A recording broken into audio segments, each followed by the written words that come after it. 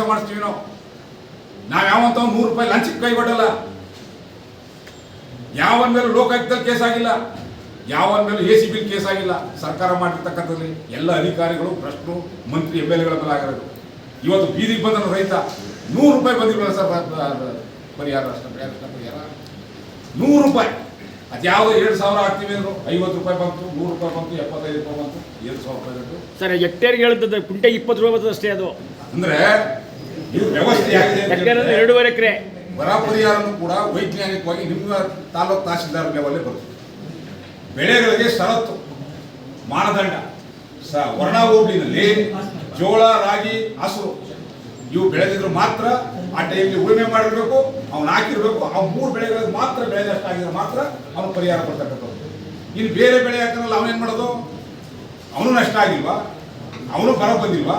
ಅವನು ಬೇರೆ ಸಪ್ರೇಟಾಗಿ ಮಳೆ ಬಂದಿದ್ದ ಅವನ ಜಮೀನಿಗೆ. ನೀವು ಮಾನದಂಡವನ್ನ ಬೆಳೆ ವಿಮೆ ಮಾಡ್ತಕ್ಕಂಥದಕ್ಕೆ ಏನು ಅದು ಅಳವಡಿಸಿದಿರಿ, ಅದೇ ಮಾನದಂಡವನ್ನ ಇದಕ್ಕಿಟ್ಟು ರೈತರ ಮೇಲೆ ಚಪ್ಪಡಿ ಹೇಳ್ಬಿಟ್ರಿ ಅಧಿಕಾರಿಗಳೆಲ್ಲ ಸೇರಿ.